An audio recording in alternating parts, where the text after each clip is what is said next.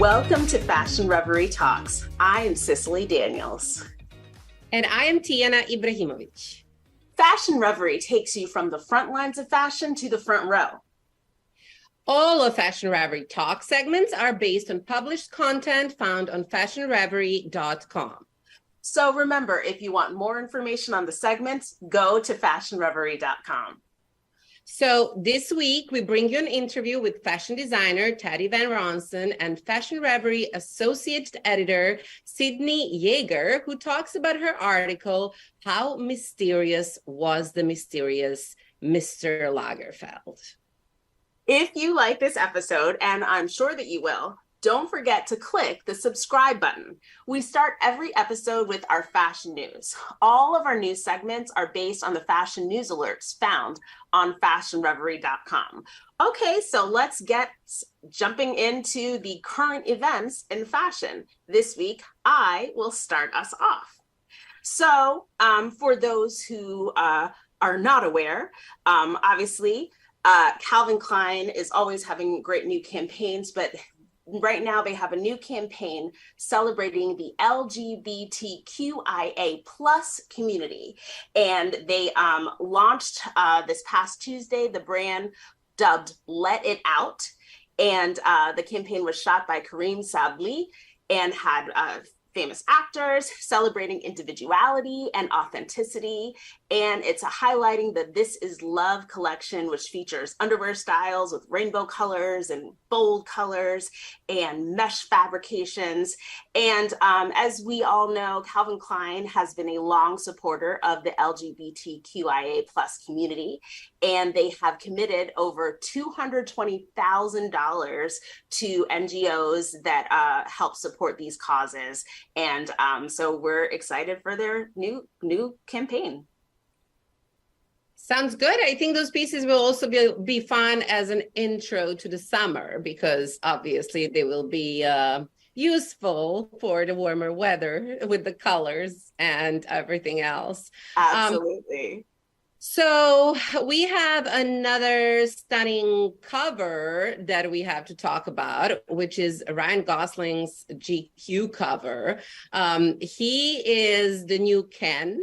You know, the Barbie movie comes out July 1st. So Ryan is actually playing Ken. And so he had a little bit of a funny remark related to Ken, how Ken has always been neglected and not paid enough attention to in comparison to Barbie. So he emphasizes in his, as reported in the Daily Front Row, that Ken's story must be told. So let's see. I'm excited to see if maybe this role of his in the new Barbie movie will emphasize more of a Ken story. But anyway, this GQ cover and editorial looks great, and it was styled by George Cortina and photographed by Gregory Harris. Well, that I think is going to be fun. Some not good news, at least for me, is some customer backlash against Target, which has removed some of its LGBTQ Pride merchandise. So for anybody who doesn't know, Pride Month starts basically the beginning of June, and Target actually has a long history of celebrating Pride Month for over a decade. But there had been some complaints in some stores, and they have withdrawn some merchandise. But then of course there is a backlash to that withdrawing of merchandise that people are disagreeing with. And there's also been some confrontations in the stores. So of course it's Pride Month, which is about love. So I'm like, people need to get over it. Let people celebrate what they want to celebrate. And that's my opinion. But I feel really strongly Target and crazy people. So. Well, it's always fun to hear the latest in the fashion news. So always fun. Thank you, Cicely. Yes. And that is the end of our fashion news. And so if you want more information, go to fashionreverie.com. And I am thrilled to be talking to Sydney Yeager, fashionreverie.com associate editor, about her Karl Lagerfeld article. Now, this is an expansive article about the Karl Lagerfeld that most people don't know. Why do you think he's still like on the radar? Why do people want to know? Well, I think the Met and sorry about that. Let me restart for a second. Having the Met and the first Monday of May and all of that, highlighting Karl Lagerfeld again, really brought him to the forefront of our minds, even though he passed away in 2019. But I think that it's really important to highlight the fact that he is very dynamic. He isn't a god. We shouldn't revere him into such a degree that we have been, as talented and as amazing as he is. So in this article, we highlighted not only his hypocrisies and political views that have been glossed over because of his talent, but also the amazing talent that did exist and his revamping of the House of Chloe, Chanel, helping with the fur line, and Fendi during 1965, and just his incredible talent as well. Mm-hmm. Now, something interesting in the article that I didn't know is how secretive he was about his childhood and his family wealth. Can you talk about that a little? Oh God, yes. So Karl would hide his birth date. He made himself 5 years younger. He also lied about where his parents were from. His father was from Germany, but he would say that his father was from Sweden. And he also did not speak much about the childhood, like the wealth that he came from. His father didn't make his wealth in like a fancy way. He was in importing and exporting of evaporated milk. So it wasn't something that was super glamorous. And I think a lot of this is that Karl just didn't want to be seen in an unglamorous light. So he very much obscured these facts, even though it's fact. Yeah, that is so wild, especially about the birthday, like the birthday and birthplace. So and family. It's so interesting. Yeah.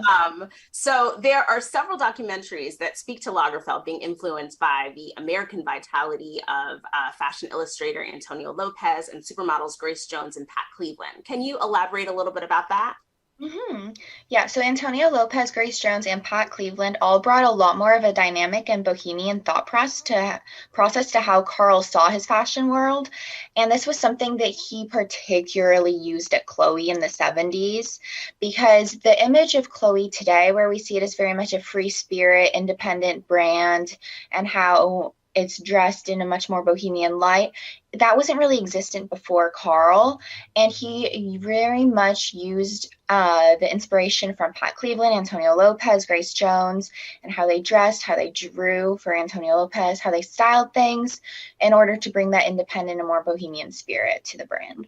Mm-hmm. Now, you talked about that, about Chloe specifically. So Lagerfeld also famously took over the helm of the iconic House of Chanel in 1982.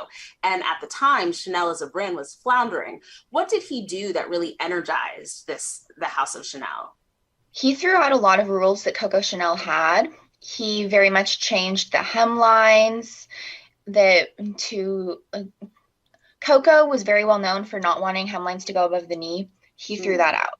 He changed the logo to the interlocking C's that we now know today. He brought back the quilted bag, and he really injected a lot of youthfulness into it. He also replaced the brand image with a lot of faces of supermodels that you could idealize, and that really helped to inject a layer of youthfulness and excitement into the brand again. Mm-hmm. It seems like that's something that he was known for doing kind of like throughout his career. But then also, people think of the interlocking C's and they think of Chanel and they might not realize that was Lagerfeld, That was Karl, yeah. Yeah, fascinating. So though he could be extremely generous, there were sides of Lagerfeld to his personality that were not so magnanimous. What are some things that you found out? Okay, well, he had some personality traits that would make it very hard to be friends with him. And if you look at his friendships over the years, he was known to drop people, and he would admit it. He would drop someone without rhyme, without reason. Whew. Sometimes he wouldn't tell them why. He would just pull the chair out, and he suddenly wasn't friends with them anymore. He wasn't supporting them, which would be because when Antonio Lopez lived in Paris, Karl Lagerfeld was funding his living expenses. When Antonio Lopez was diagnosed with AIDS, all of that was pulled out. And I think a lot of that could have been done because the AIDS diagnosis would have been similar to Karl Lagerfeld's former boyfriend, but at the same time, that's still just something you can't do to a friend. So I think that he has his merits, but you need to be aware that he did not always treat people the way that they deserved. Yeah, he's definitely an imperfect genius in that way. What would you think, lastly, that you would really like readers to take away from this article? Just that Karl Lagerfeld is real. He's multifaceted and he's dynamic, but he's not a god that needs to be revered. He was a very talented man within the fashion industry, but he was also a human. And because of that, he had a lot of sides that weren't as glamorous as he wishes that we saw him in that light, probably. But we need to think of him in every facet because that was who he was as a person. Yeah, well, I really enjoyed your article, Sydney. So thank you for giving us that kind of behind the scenes kind of insight into Karl Lagerfeld, which, who, if you are into fashion, is still an extremely important figure. So I think that everyone needs to go check out the article. Sydney, we really appreciate you taking time to join us. Thank you so much, Cicely. Well, Fashion Reverie Talks viewers, today we have the honors to speak to menswear designer Teddy VonRanson. Welcome, Teddy, to Fashion Reverie Talks. Hi there. Thank you for having me. A pleasure. I'm looking forward to learning more about your career and your path to where you are now. So let's talk a little bit about your fashion journey for those that may not be familiar with your menswear brand. Absolutely. So quick cliff notes. I'm actually was born and raised in Toronto, Canada. Studied my undergrad as a liberal arts and fine arts major in Ontario, and then made my way to Los Angeles, where I picked up an associate's degree in apparel manufacturing and design at FIDM. And that took me to New York from there back in 2002 to start working with the women's polo team, formerly known as Blue Label, for Ralph Lauren. And I spent very formative years, 15 years of my career, leading design, both on the conceptual side of women's wear, as well as working with a number of licensees, special projects, before taking the plunge to be creative director for the Fry Company, which is a historic American boot brand with, at the time, had big aspirations to start a men's and women's apparel team, which I launched, and quickly pivoted from there to start my namesake brand, Teddy VonRanson. Amazing. So one of your aims is to reinvigorate American menswear classics. Is that right? Absolutely. I mean, I think that it's very, it can sometimes be cliche. Everybody, uses the word modern, modern classics, modern American icons. But I think I truly am trying to put my own spin on just what that American classicism is as it relates to menswear. I grew up just understanding those great icons from American fashion. And this stems, through my family lineage. My grandfather was an impeccable dresser that was handed down to me through my father and my mother as well. I didn't really grow up recognizing name brands, but authentic, timeless pieces. So hand-me-down duffel coats from England, Shetland sweaters from Scotland. We would drive across to Buffalo every spring to get brand new Baswegian penny loafers. So all the brand codes that really epitomize American style, I grew up surrounding myself. So it's no fault of its own that I found myself really happy and well suited for my tenure at Ralph. But now that I've really focused on my own lens for American sportswear, it's taking all those traditional brand codes and influencing, not only just my point of view, but pushing it a little bit. I think this is an exciting chapter for menswear that we're in right now. men are being, of all shapes and sizes and demographics, and are really embracing fashion in a different way. They're much more expressive, and that's the lens that I'm putting on a lot of these classic codes. So your spring 2023 collection was inspired by Joshua Tree, a national park in California. So why did you take that direction? What do you expect in this collection?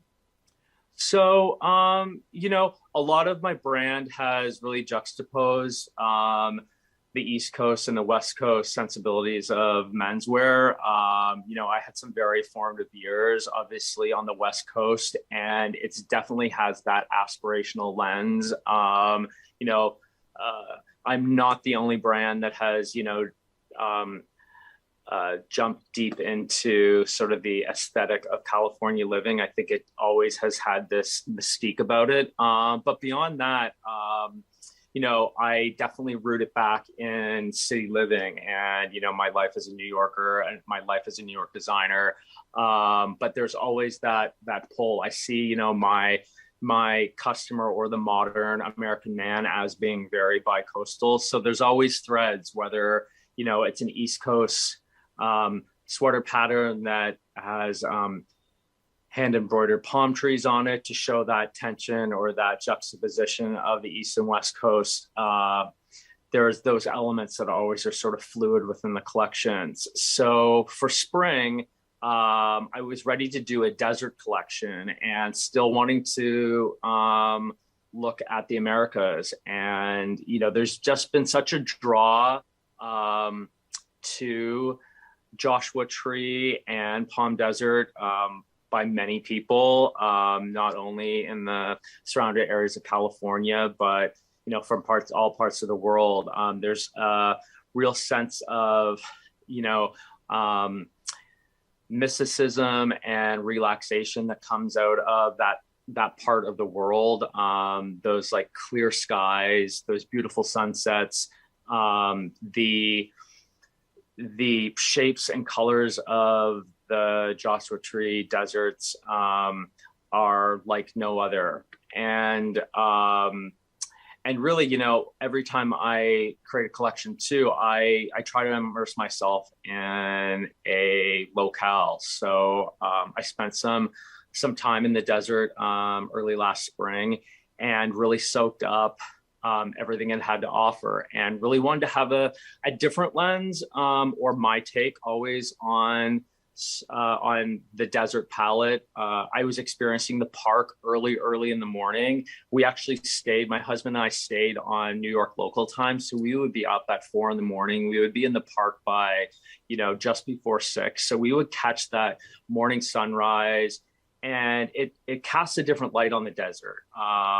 There's a coolness to actually the desert, for that time of year, and watching the colors with these blue and gray undertones, set against sort of the heat as the morning sun rose was pretty spectacular. So you'll see that throughout the lens of the collection.